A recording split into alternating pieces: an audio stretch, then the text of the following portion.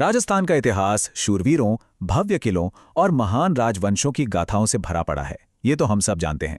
लेकिन जब हम इतिहास के पन्नों को पलटकर सपाद लक्ष्य यानी आज के अजमेर क्षेत्र के चौहानों के इतिहास पर नजर डालते हैं, तो एक बहुत ही दिलचस्प सवाल सामने आता है।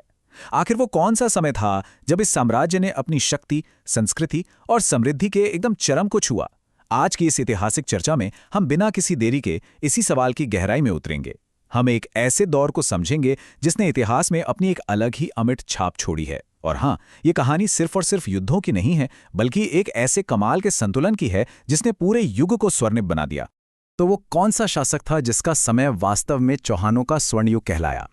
इसका जवाब हमें इतिहास के एक बेहद प्रभावशाली लेकिन शायद थोड़े कम चर्चित अध्याय की ओर ले जाता है। हम बात कर रहे हैं महान शासक विग्रहराज चतुर्थ की। जी हाँ, जिन्हें इतिहास में बड़े प्यार से बीसलदेव चौहान के नाम से भी जाना जाता है। 1158 से 1163 ईस्वी तक का उनका शासनकाल इतिहास के पन्नों में दर्ज है। अब देखने में भले ही महज 5 साल की एक बहुत छोटी सी अवधि लगे, लेकिन उपलब्धियों के पैमाने पर अगर हम इसे तौलें तो ये बहुत ही विशाल था। चलिए देखते हैं कि कैसे ये छोटा सा समय चौहान साम्राज्य के लिए एक बहुत बड़ा मील का पत्थर साबित हुआ। हमारा पहला भाग है साम्राज्य विस्तार और विजय, यानी तलवार की शक्ति। विग्रहराज चतुर्थ सिर्फ राज सिंहासन पर बैठने वाले राजा नहीं थे, बल्कि वो एक अजेय और बेहद पराक्रमी योद्धा थे। विजय अभियानों का ये रिकॉर्ड वास्तव में चौंकाने वाला है। चित्तौड़ के गढ़वाल शासकों को तो उन्होंने हराया ही, लेकिन सबसे बड़ी और ऐतिहासिक बात यह है कि वो पहले चौहान शासक थे जिन्होंने तोमरों को हराकर सीधा दिल्ली पर अपना कब्जा जमाया। ये उस समय की भू राजनीति में एक बहुत बड़ा गेम चेंजर था। इसके साथ ही गुजरात के शक्तिशाली कुमारपाल चालुक्य को हराकर जालोर, पाली और नागौर जैसे महत्वपूर्ण क्षेत्रों को फिर से अपने साम्राज्य में मिला लिया। और इतना ही नहीं, विदेशी आक्रांता गजनी के खुसरो शाह को भी युद्ध में धूल चटाई और भारतीय सीमाओं की रक्षा की। ये सब बिल्कुल स्पष्ट करता है कि एक योद्धा के रूप में उनका पराक्रम एकदम अतुलनीय था। अब बढ़ते हैं हमारे दूसरे भाग की तरफ, कला और साहित्य का संरक्षण, यानी कलम की शक्ति।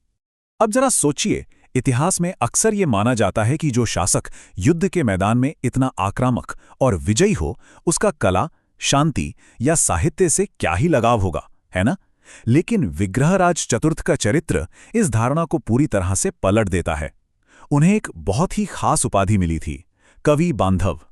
इस शब्द का सीधा सा मतलब होता है कवियों का भाई या उनका घनिष्ठ मित्र। ये बात वाकई अद्भुत है कि एक ऐसा सम्राट जिसकी तलवार के खौफ से बड़े बड़े दुश्मन कांपते थे, उसे समाज और विद्वानों द्वारा इतनी कोमल और सम्मानजनक उपाधि से नवाजा गया था। बीसलदेव के नाम के साथ जुड़ी ये कवि बांधव की उपाधि इस बात का पुख्ता प्रमाण है कि उनके दरबार में कला और साहित्य को कितना ऊंचा दर्जा मिला हुआ था। और यहाँ ये बात ध्यान रखना बहुत जरूरी है कि कवि बांधव कोई दिखावटी या महज नाम की उपाधि नहीं थी। इसके पीछे बहुत ही ठोस उपलब्धियां थीं। विग्रहराज चतुर्थ केवल एक ऐसे राजा नहीं थे जो कवियों को धन देकर बस अपनी तारीफें लिखवाते थे। बिल्कुल नहीं, वो खुद एक बेहद प्रतिभाशाली साहित्यकार और नाटककार थे। उन्होंने हरकेले नाम का एक बहुत ही उत्कृष्ट संस्कृत नाटक खुद लिखा था। इसके साथ ही महान कवि सोमदेव जैसे साहित्यिक रत्नों को उनके दरबार में संरक्षण मिला, जिन्होंने ललित विग्रहराज जैसी अमर कृति रची। ये देखना वाकई प्रेरणादायक है कि एक शासक खुद तो साहित्य का सृजन कर ही रहा है, बल्कि दूसरे विद्वानों को भी आगे बढ़ने का पूरा मौका दे रहा है। स्थापत्य और वास्तुकला के क्षेत्र में भी उनका काम उतना ही महत्वपूर्ण था। शिक्षा और ज्ञान को बढ़ावा देने के लिए उन्होंने अजमेर में एक बहुत ही भव्य संस्कृत पाठशाला बनवाई थी। ये उस दौर में शिक्षा का एक बहुत बड़ा और प्रतिष्ठित केंद्र हुआ करता था।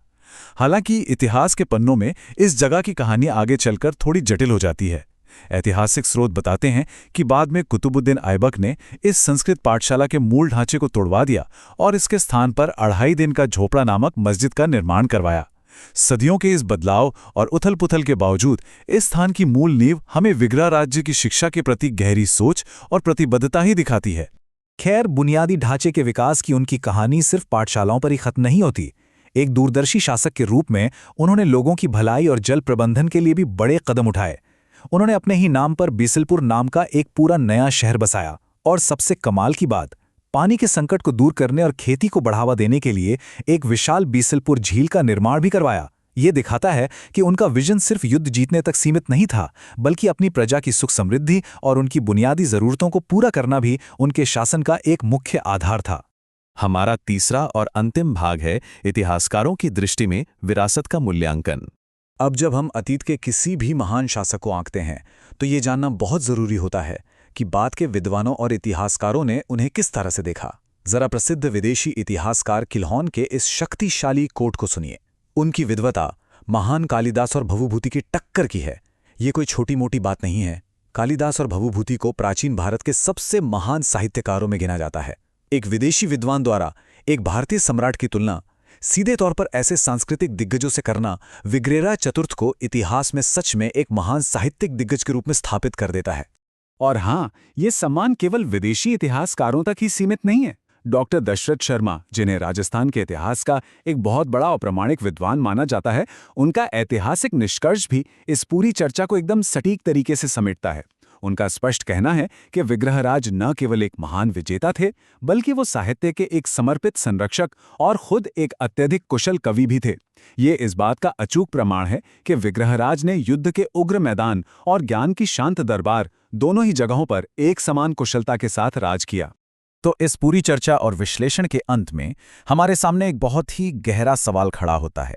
क्या इतिहास का कोई भी युग केवल तलवार की धार और सैन्य विजय के बल पर स्वर्णयुग बन सकता है, या फिर सच्ची महानता और अमरता पाने के लिए तलवार की शक्ति के साथ साथ कलम, संस्कृति और ज्ञान का साथ होना भी उतना ही जरूरी है? विग्रहराज चतुर्थ का ये जीवन काल हमें इसी बात का सबसे शानदार उदाहरण देता है कि एक सच्चा स्वर्णिम युग शक्ति और बुद्धि दोनों के बेहतरीन संतुलन से ही जन्म लेता है। और शायद यही कारण है कि उनका वो महज 5 साल का छोटा सा शासनकाल चौहानों के इतिहास में हमेशा के लिए एक स्वर्ण युग बनकर अमर हो गया। ये वाकई एक ऐसा विचार है जो सोचने पर मजबूर